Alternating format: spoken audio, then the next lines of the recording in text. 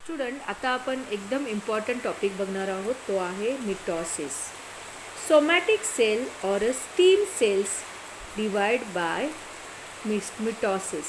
मिटॉसिस is completely through two main steps. Somatic cell किंवा stem cells जे असतात ते डिवाइड होतात कोणामुळे? मिटॉसिसमुळे. Mitosis is completely through two main steps. Those two steps are karyokinesis, that is nuclear division, and cytokinesis, that is cytoplasmic division. Karyokinesis is completely through the 4 steps. Karyokinesis 4 steps नि होतं. First आहे prophase, metaphase, anaphase, and then is the last, that is telophase. So let us first see the prophase. In prophase, condensation of basically thin thread-like chromosome starts. Thread-like जे chlorosomes असतात ते condense व्हायला सुरुवात होते. Due to this, they become short and thick and they start to appear along with their pair of sister chromatids. ते कसे होतात? Chromosomes जे आहेत ते शॉर्ट होतात, थिक होतात आणि appearing along with their pair of sister chromatids. ते आपल्या सिस्टर क्रोमोडेट्स बरोबर पेअरिंग व्हायला सुरुवात होते. Centrioles duplicates and each centriole moves towards the opposite pole of a cell. Centrioles जे आहेत ते डुप्लिकेट होतात आणि each centrioles opposite poles of सेलकडे जायला सुरुवात करतात. Nuclear membrane and nucleolus starts to disappear. Nuclear membrane आणि न्यूक्लियोसिस डिसअपियर व्हायला सुरुवात होते. Metaphase. Nuclear membrane completely disappear in metaphase. Nuclear membrane जे मगाशीच डिसअपियर व्हायला सुरुवात झाली आहे ते आता काय होतं? कम्प्लिटली डिसअपियर होतं. कुठे? मेटाफेजमध्ये.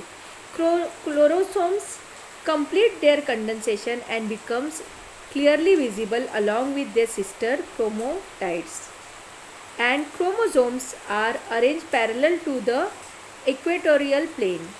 हे क्रोमोझोम्स जे आहेत ते कंडेन्स झाले आहेत, आता ते क्लिअरली विजिबल झाले आहेत. कोणाबरोबर? त्यांच्या सिस्टर क्रोमाटाइड्स बरोबर. All chromosomes are arrange parallel to the equatorial plane. Central plane of the cell. हे कुठे आता? पॅरलल टू द इक्वेटोरियल प्लेनला ते पॅरलल अरेंज झालेले आहेत.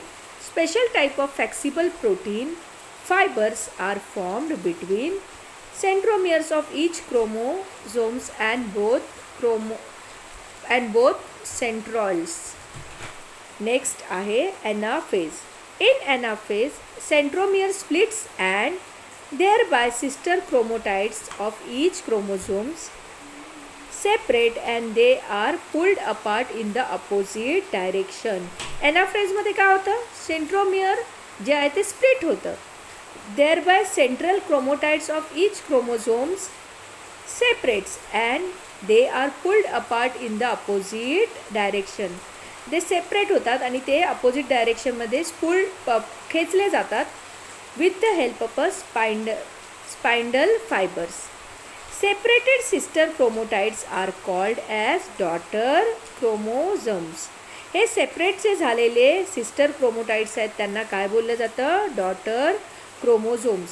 Chromosomes been pulled appear like a bunch of a banana.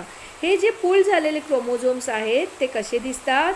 बनानाच्या बंचसारखे. In this way is set of chromosomes reach at opposite poles of the cell. तशाच प्रकारे each set of chromosomes opposite पोल्सला जाऊन सेल्सच्या opposite सब पोल्सला जाऊन पोचतात. Next आपण बघणार आहोत ते आहे telophase. Chromosomes which have reach at the opposite pole of a cell now starts to decondense. मगाशी ते कंडेन्स झालेले फर्स्ट स्टेपमध्ये. कुठे? प्रोफेजमध्ये. आत्ता ते डिकंडेन्स होतात. टेलोफेजमध्ये क्रोमोझोम्स काय होतात? जे अपोजिट पोल्सला गेले आहेत ते डिकंडेन्स होतात. due to which they again become thread-like, thin and invisible. Nuclear membrane is formed around each set of the chromosome reaches that pole.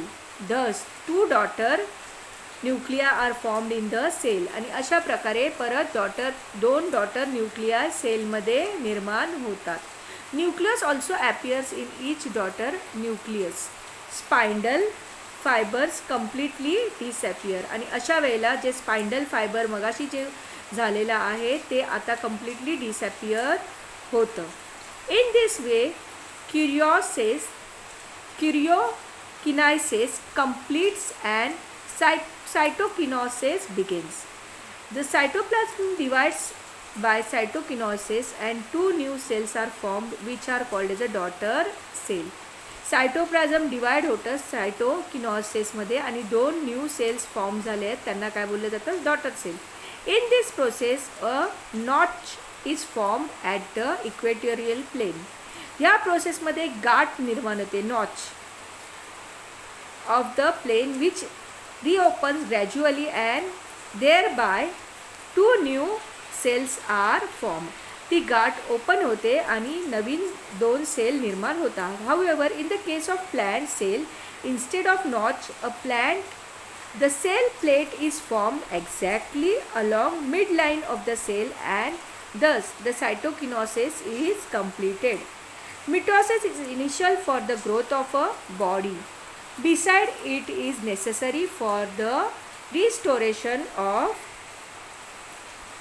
emaciated body, wound healing, formation of blood cell, etc. So we have seen in this part mitosis. Now next part we are going to see meiosis.